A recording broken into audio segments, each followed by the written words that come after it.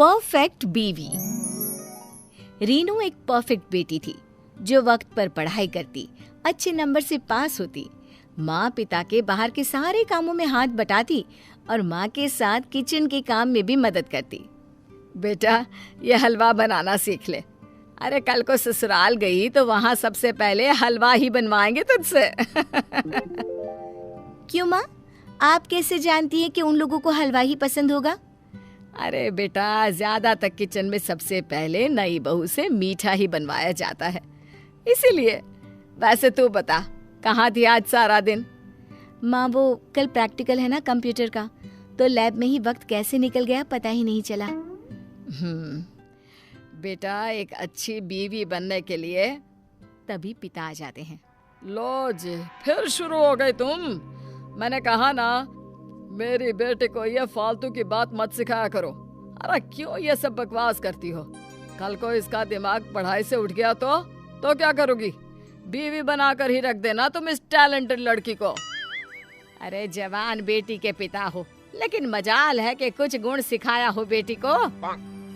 देख बेटी, तेरी शादी जिससे भी हो, उसका पूरा साथ देना, सपनों को पूरा करने के लिए अपनी अचीवमेंट उससे शेयर करना। फ्यूचर प्लान सिर्फ लड़के के ही नहीं बल्कि लड़कियों के भी होता है। खूब नाम कमाना। अरे दुनिया बहुत बड़ी है और सब चीज का एक्सपीरियंस करने के लिए लाइफ बहुत छोटी, तो इसे हलवा पूरी में बर्बाद मत करना, समझी? रीनू को इतने दिनों से माँ की बात समझ में नहीं आ रही थी, लेकिन पिता की सीख झट यूं दिमाग में बस जाती है। और फिर वो दिन भी आ जाता है जब रीनू की शादी बहुत ही समझदार से लड़के तुषार से होती है। हे रीनू, ये वाले प्रोजेक्ट पर तो तुम पहले भी काम कर चुकी हो ना, कुछ हेल्प करो ना।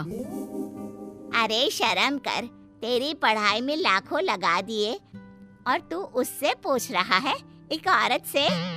माँ, उसने भी सेम पढ़ाई की है और उसके पिता ने भी लाखों ही लगाया है, और वो भी मेरे जितना ही कमा रही है, तो क्या शर्म?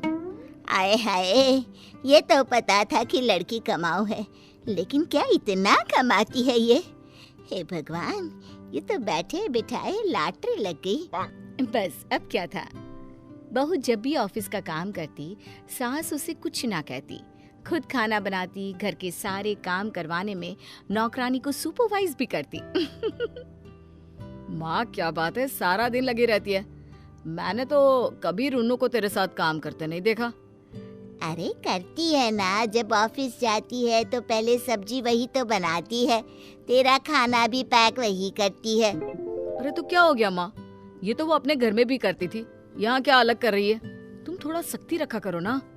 उसी दिन शाम को, यार रीनू, माना तुम प्रोफेशनली अच्छा कर रही हो, पर मेरी भी कुछ ख्वाहिश है बीवी को लेकर। तुम ना तो मेरी अलमारी ठीक करती हो, ना ही मेरे कपड़े धोकर प्रेस करवाती हो। माना कि तुम नौकरी करती हो, लेकिन बीवी भी तो हो ना। इस वक्त रीनू को पिता की बात याद आती है। वो सोचती है कहाँ तो वो आज तुषार को अपने विदेश वाले प्रोजेक्ट के बारे में बताना चाह रही थी, लेकिन मैं कोशिश कर सकती हूँ तुषार, वादा नहीं करती कि ये सब कर पाऊंगी। थोड़ी प्रॉब्लम तो शादी के बाद मुझे भी हो ही रही है। कहाँ माँ सारा काम करती थी, यहाँ अपना तो पूरा करना ही पड़ता है, तुम्हारा भी और घर का भी काम। बाकी तुम तो जानते हो ना हम लोगों का काम कैसा है, आगे बढ़ने के लिए हर दिन पढ़ना पड़ता है। तो क्या मोहतरमा, शादी की है ना, पत्नी धर्म तो निभाना ही होगा। मेरे गंदे मोजे, मेरी शर्ट पैंट धोना, मेरे छोटे मोटे सामान का रख रखाव, ये सब कौन करेगा? रीनू को पति की बात काफी अजीब लगती है, लेकिन वो कुछ नहीं कहती। अगले दिन से, रीनू उठ जाओ। नहीं, नींद आ रही है। अरे अभी तो 6 बजे हैं। हाँ तो ऑफिस भी तो है ना 9 बजे। जाओ, घर साफ करो, किचन का काम करो। अरे बीवी हो, बीवी बनकर रहो। और हाँ, वो प्रोजेक्ट कहा था ना मैंने, उस पर डिटेल दे देना, और प्लीज मुझे 8 बजे से पहले उठाना मत, बहुत थक गया हूँ। रीनू को ठीक नहीं लगता। वो बाहर जाती है तो नौकरानी कहती है, अरे क्या बात है दीदी, इतनी जल्दी काहे उठ गई? इतनी जल्दी इसलिए उठ गई तेरी दीदी क्योंकि ये उसका ससुराल है। यहाँ नहा धोकर पूजा पाठ करना, किचन का काम करना भी जरूरी है, समझी? अब ज्यादा डींगे ना हाँक, जाकर काम कर। रीनू घर का सारा काम जैसे तैसे करती है, लेकिन ऑफिस के लिए तैयार होने से पहले ही उसे नींद आ जाती है। अरे मैडम, ऑफिस के लिए तैयार नहीं हुई? मैं निकल जाऊंगा। फिर कैसे जाओगी? कैसे क्या? मैं नहीं जाऊंगी, मेरे बस की नहीं है। मैं सो रही हूँ, कल देखती हूँ। आज की तो लीव डाल दी है। अरे तुम पागल हो क्या? इंक्रीमेंट का वक्त है, तुम ऐसे ही छुट्टी लोगी तो अच्छी हाइक नहीं मिलेगी। अरे उसकी फिक्र छोड़ो ना, तुमको तो तुम्हारे मौजे और कपड़े सही से मिलेंगे, यही चाहिए था ना। मेरी करियर पर तो अब वैसे भी झाड़ू चल गई है। जाओ और मुझे सोने दो। तुषार बाहर निकलता है कि नौकरानी बोल पड़ती है, भैया ए बार पैसे बढ़ा देना, 2 साल से 1 पैसा नहीं बढ़ाया। अब का नहीं बढ़ाया ना तो मैं काम छोड़ दूंगी। वैसे भी सुना कि दीदी बहुत मोटा कमाती है, अब घर की इनकम इतनी बड़ी है तो हमारा भी बढ़ा दो ना भैया।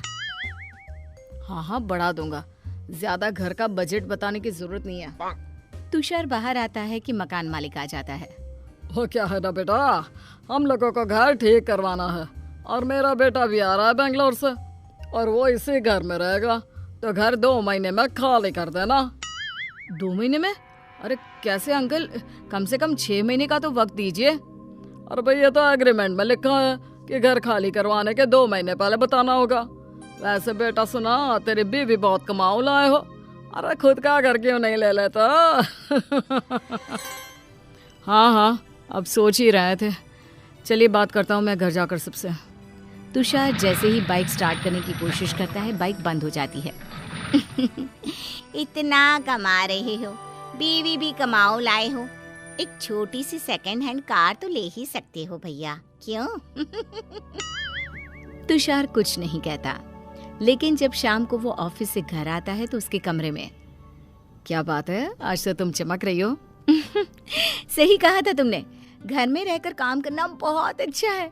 मुश्किल से 1 घंटे में सारे काम हो गए। फिर तो मैं ऐश कर रही थी, सारा दिन सोकर मजा आ गया। अरे अलमारी खोलकर देखो, देखो तो कैसे चमक रही है तुम्हारी अलमारी, एक एक कपड़े सहज कर रखे हैं, और तो और मुझे तक प्रेस कर दिए मैंने। बस अब ना रिजाइन लिख रही हूँ, मुझे तो बस तुम्हारी बीवी बनकर रहना है। अरे नहीं नहीं नहीं रीनू, मुझे माफ कर दो, मुझसे गलती हो गई। वो क्या है ना, तुम नौकरी करो भाई। अरे मशीन में डालकर कपड़े तो मैं भी साफ कर लूंगा, 2 आलू काट कर मैं भी छोंक लूंगा, लेकिन इतने सारे पैसे कमाने के लिए तो मुझे 2 महीने 16 घंटे काम करना पड़ेगा। मुझे माफ कर दो, तुम मेरी जिम्मेदारी नहीं, मेरा सहारा हो।